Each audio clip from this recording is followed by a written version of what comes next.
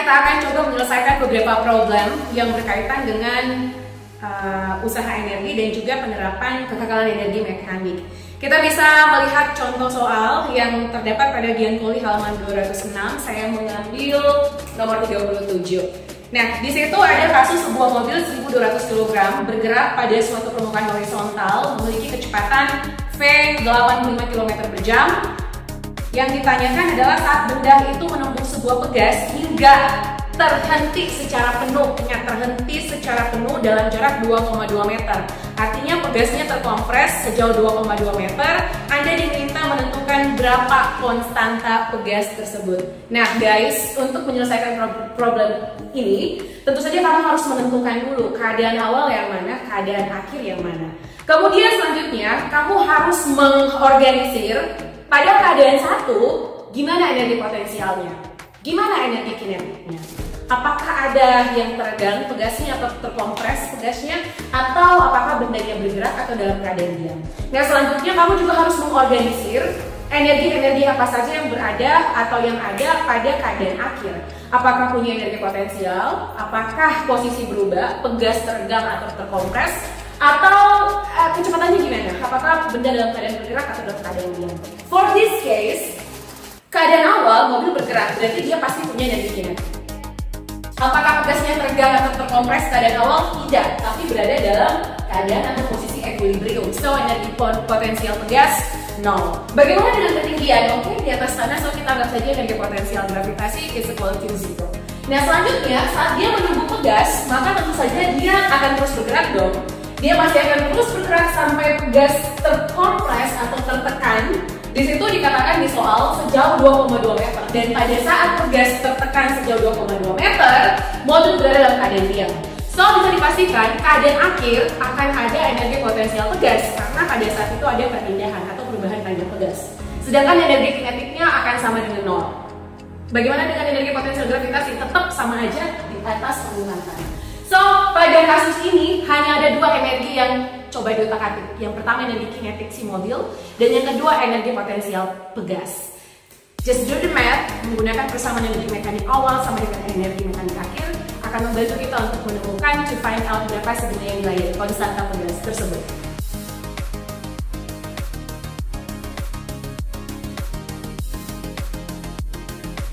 So, kita akan mendapat nilai konstanta pegas berdasarkan persamaan M kali V1 kuadrat dibagi dengan X2 kuadrat. M adalah massa mobil 1200 kg. V adalah kecepatan mula-mula mobil 85 km per jam, atau kalau yang bisa ubah ke meter per sekon di satu internasional 23,6 1 meter per sekon. Dan juga X ini ingat adalah energi potensial pegas, seberapa jauh pegas tertekan, 2,2 meter. Masukkan saja nilai-nilai dari setiap variabel untuk menentukan berapa nilai K.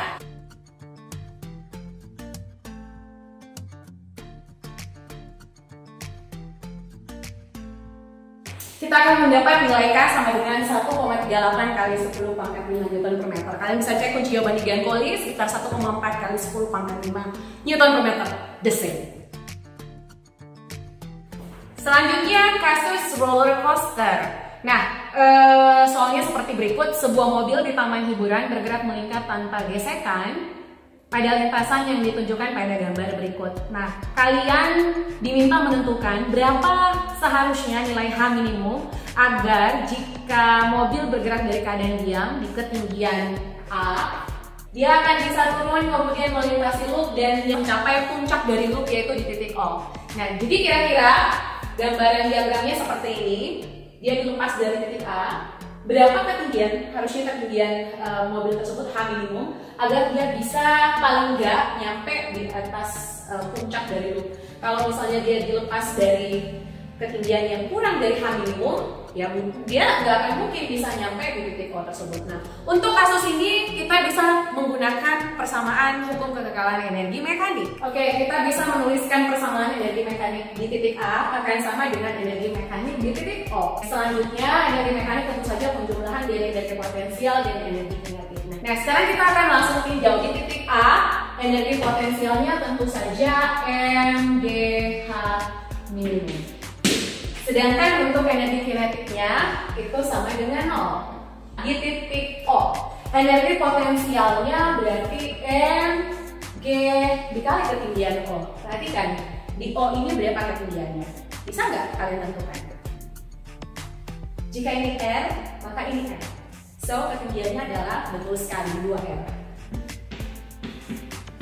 Dan energi kinetik, dia tentu saja memiliki kecepatan. Kalau dia tidak memiliki kecepatan, dia akan langsung jatuh. Ingat, gaya sentripetal, gerak melingkar. So di sini adalah 1/2 mv0 kuadrat. Ada yang bisa kita langsung habiskan karena massa ada di semua ruas kiri dan ruas kanan. Nah selanjutnya kita tinggal menyatukan saja. Oh, we have problem here. Bagaimana dengan V0-nya?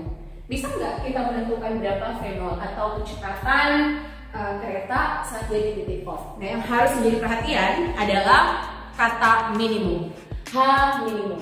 So kalau ini H minimum, dipastikan di sini juga adalah V minimum. Kita kembali lagi ke chapter gerak melingkar. Bagaimana mencari V dengan menggunakan persamaan gaya sentripetal. Nah, kita langsung back to gerak sentripetal.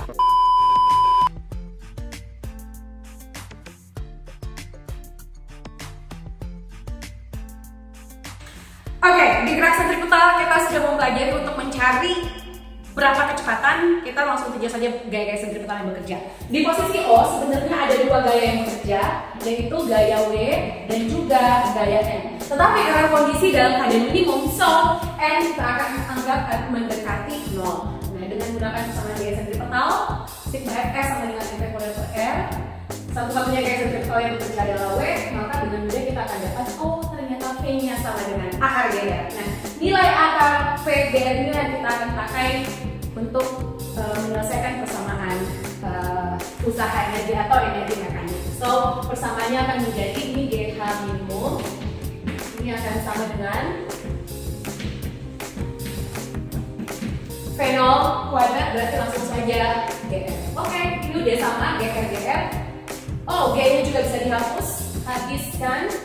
So, kita akan dapat H minimumnya akan sama dengan 2 tambah 1/2 atau 5/2 R.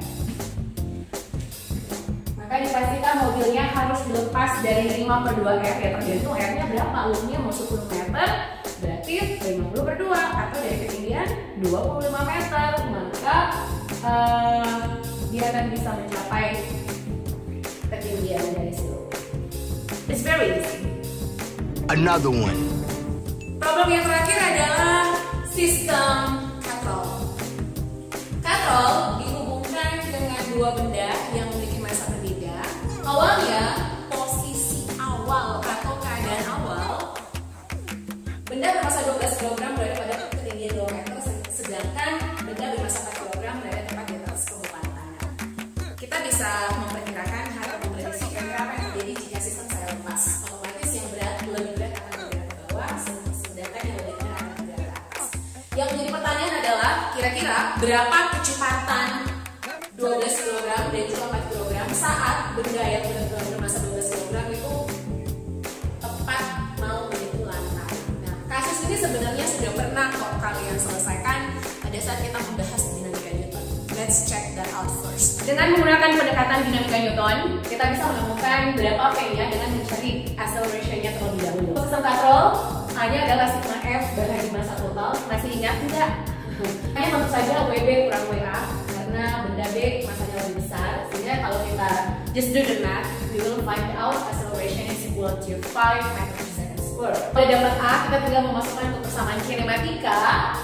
VT sama dengan akar V0 kuadrat tambah 2A delta S. Masukkan saja semua angka-angkanya.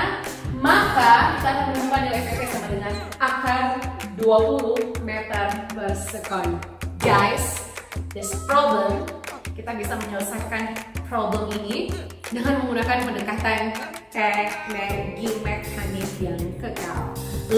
Jika kita meninjau dari sudut pandang kekekalan energi mekanik, maka sekali lagi kita harus mengorganisir bagaimana energi potensial dan energi kinetik pada masing-masing keadaan. Dalam hal ini kita akan meninjau bagaimana awal dan bagaimana akhirnya.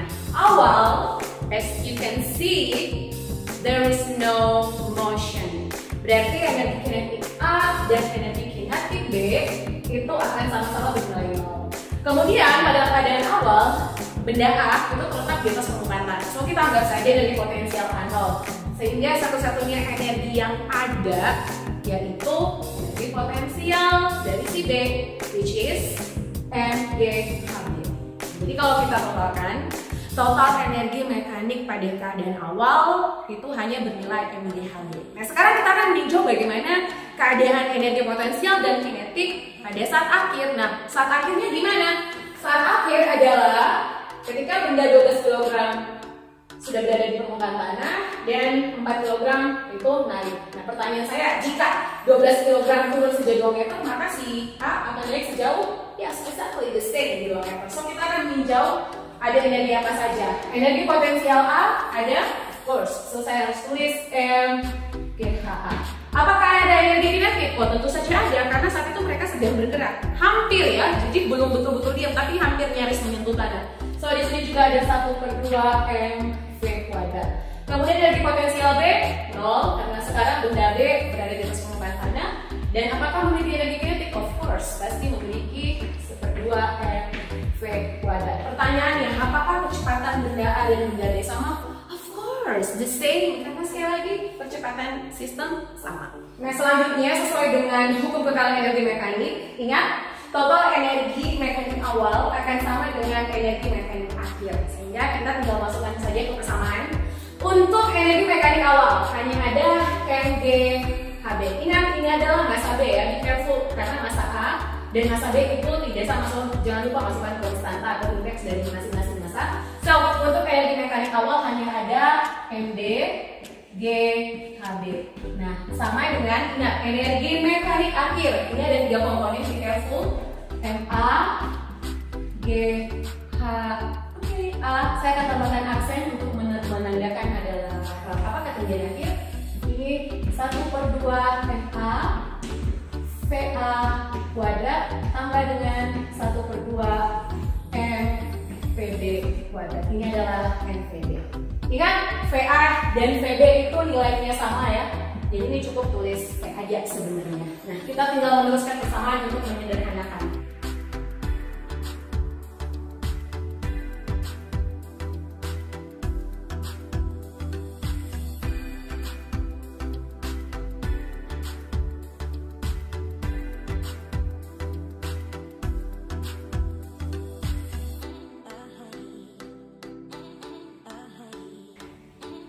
So as you can see, kita akan mendapat nilai yang sebenarnya sama. Jika kita meneruskan persamaannya, kita akan dapat nilai V akan 20 meter per second. Just the same.